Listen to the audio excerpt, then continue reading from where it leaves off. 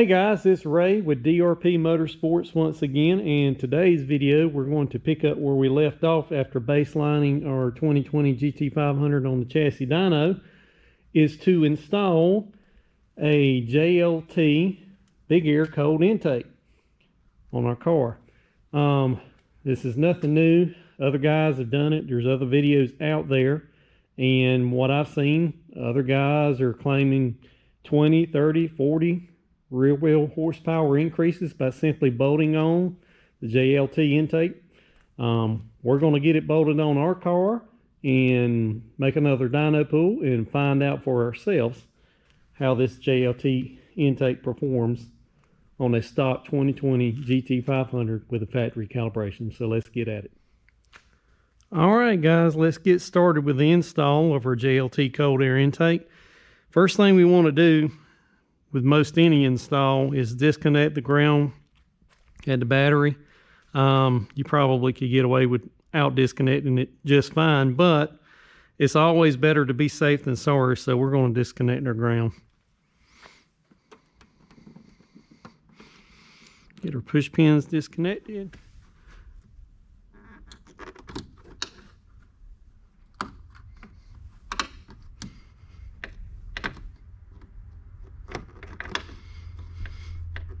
Sometimes it's easier said than done, but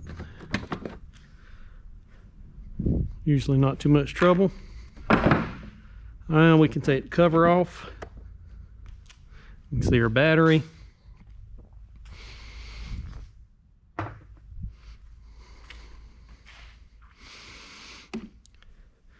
And let's disconnect our ground cable. 10 millimeter.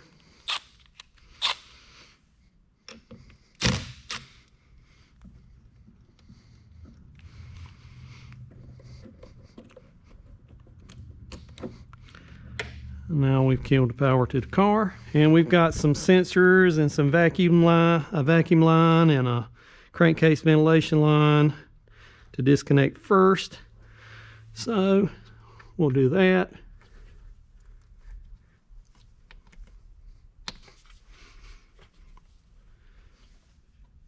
All right guys, I had to keep playing with this, work it slowly but surely off. I didn't want to break it. The rubber was cold. You might could take a heat gun and heat this rubber up a little bit, make it a little easier, but it's working off now.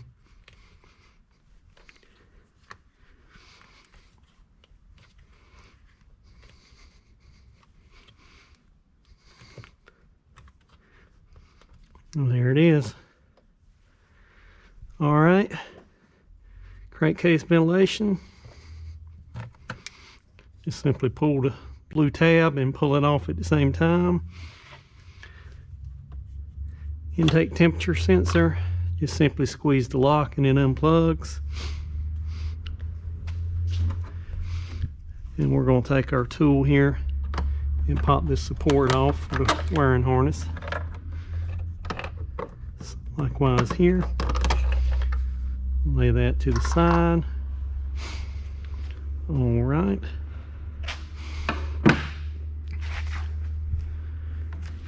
Take our same 10 millimeter and loosen up these bolts for the airbox cover.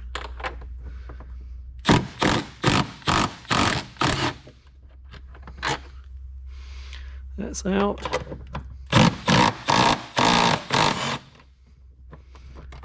That one's out. That one's out. Put them in here, and looks like we got one more wire loom to take loose. Get in here with our tool and see if we can prise that off.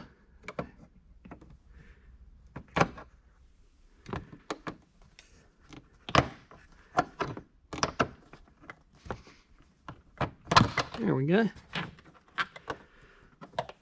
That's loose. Now we can get that final bolt out.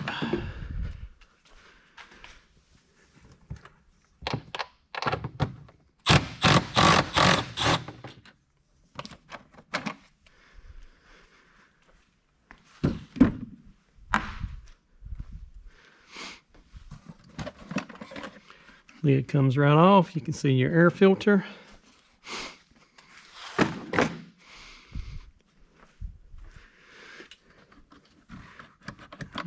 Now you can see that's free. All we got to do now is take our clamp loose at the throttle body.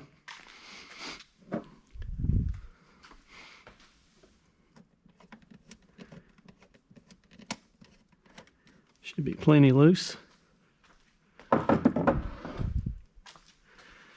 Let's see if we can work it loose. There it goes. Here's your air filter and intake tube assembly. Factory's loose. Set it aside. All right. Now we got to get this air box out. And it's held in with a bolt right here. And just a stabilizing pin down at the bottom.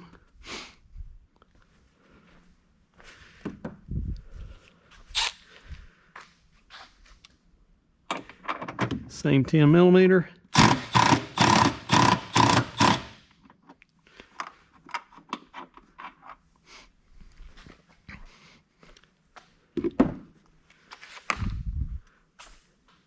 Box should pop loose.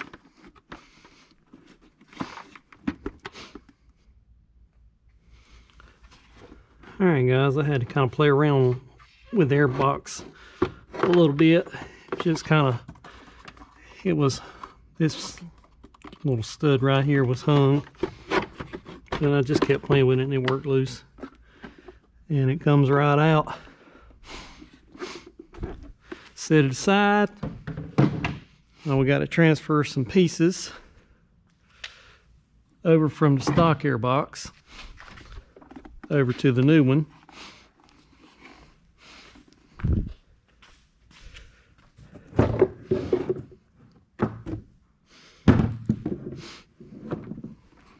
Mainly this piece right here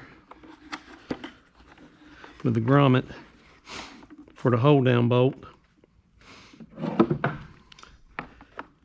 And we're going to pop the metal insert out first. Now we'll be able to get the grommet out of there.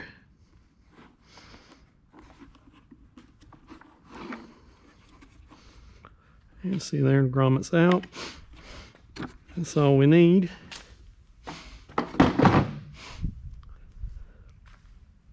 Insert this into the new JLT box.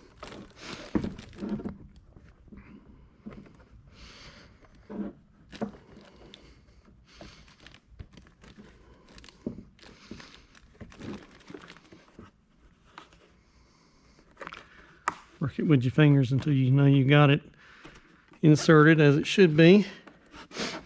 Now we can put our metal insert back in it.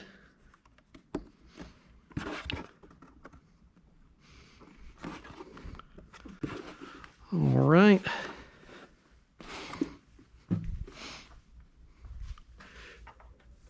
This piece right here, which is what it rests on, needs to go back in the factory place, which is right there.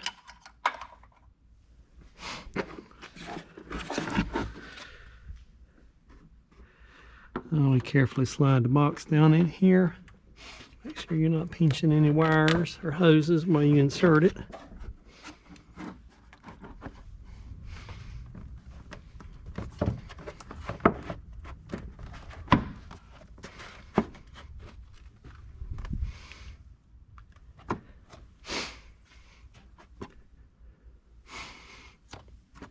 Here's that. We can put our retaining bolt back in.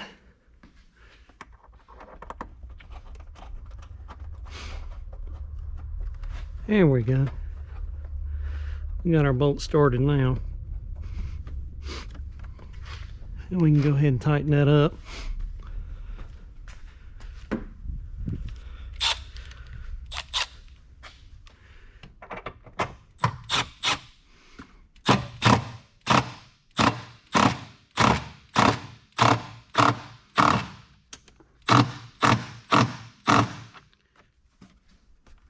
Should be plenty tight. I think so.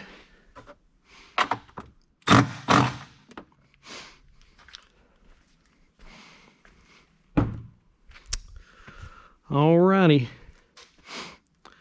Now we got to take some included push pins to mount our, locate our wires here, like so.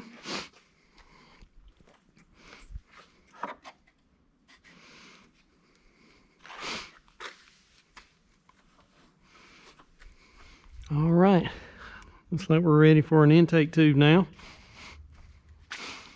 We do need to transfer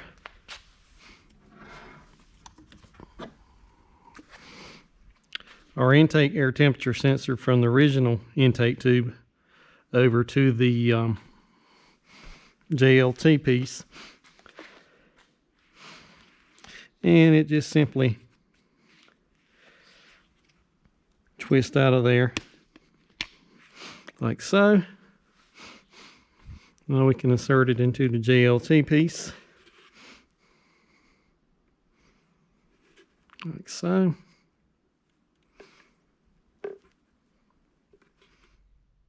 Okay guys, during the video editing process, I realized that my camera had stopped during a point I thought it was still capturing video. But that's what happens when you're trying to make videos. Sometimes it doesn't work out like you thought it would. But when the camera stopped, we had just got through installing this JLT intake box, and we had got it bolted down. And the next thing that we were doing was transferring the intake temperature sensor from the original intake pipe, and that's where it come from. You can see it's slotted in there, and you simply twist the sensor to the unlock position and it comes out. So we done that. We installed it into the JLT intake tube, and during that process you have to roll the O-ring back. You can probably see it right there. That O-ring no longer seats in the factory slot for this sensor what it installed in this JLT intake. You just simply roll it back out of the way, and you push this sensor all the way in as far as you can get it, and this grommet right here holds it sealed and tight. And once you do that, all I did was take the intake tube here, install the silicone coupler on it, which is this piece right here that says JLT Performance on it. You've got two hose clamps, one bigger than the other. You put them respectively.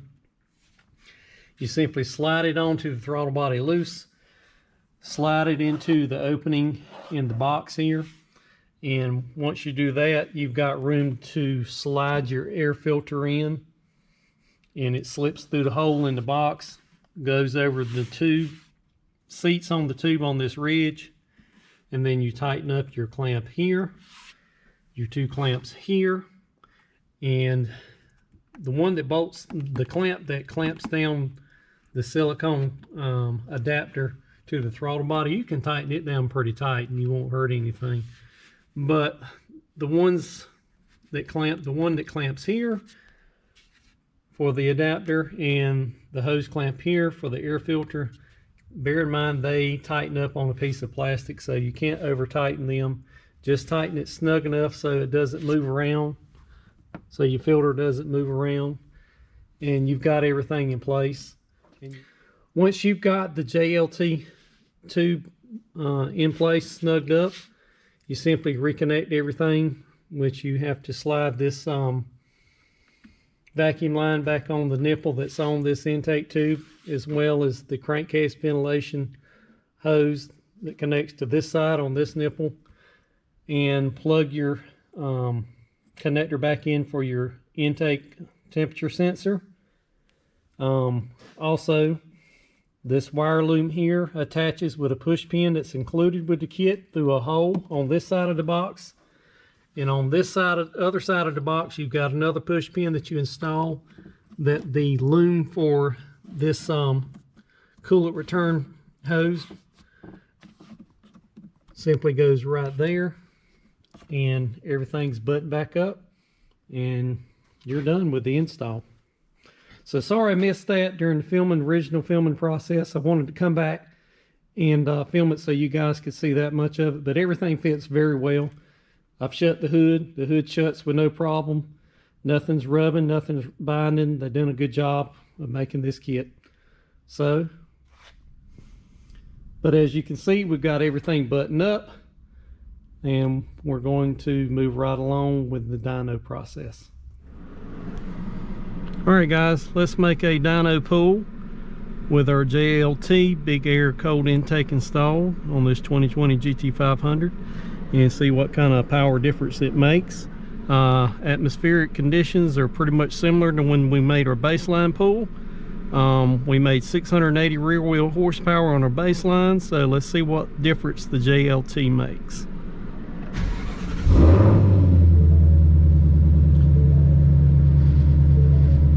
I've already started the car prior and warmed it up just a little bit, so we don't have to warm it up much more before we can make a pull.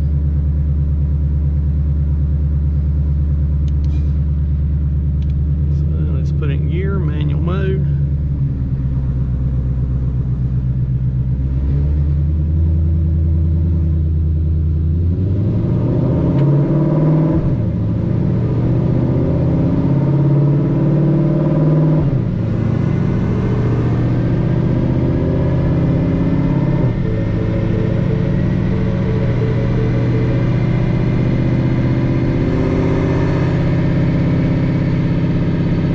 About 2,000 RPMs and let it finish warming up. We're going to get the coolant temperature up to about 185, and then we'll make our pull.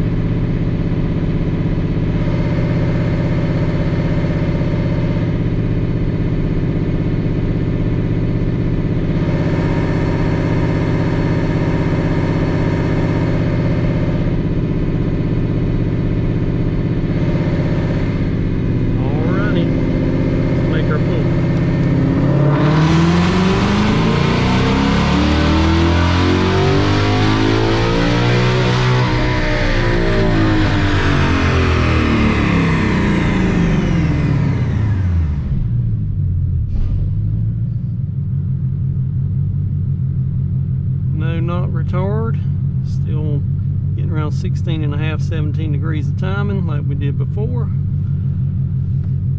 That looks good. Let's see what kind of numbers we made.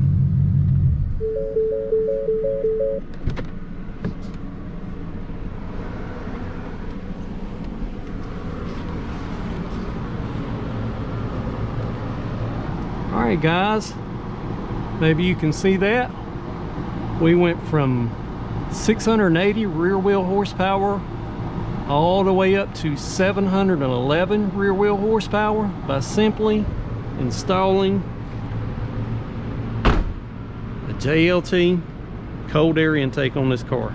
Nothing else has changed. Same calibration, Ford's factory calibration, same as before. The car, only difference from stock is a stainless works catback exhaust, which really should have no effect on power whatsoever. So this right here is a good bang for your buck mod. I mean, simply bolting that on, 15-20 minutes of your time. You don't have to flash your car. Bolt it on, and you can see right there we added roughly 30 rear wheel horsepower by bolting that on. That's a good bang for your buck right there. I will mention that the GT500s are different in that you can simply bolt on a cold air intake without changing the tune on the car, because there's no mass airflow sensor. Now a regular Coyote powered Mustang, you can put a cold air intake on those as well and pick up a little bit of power, but you have to reprogram the car because of recalibrating the settings for the mass air sensors, since those have a mass airflow sensor in the intake. GT500s don't, so that's why you can simply bolt it on. But that's good.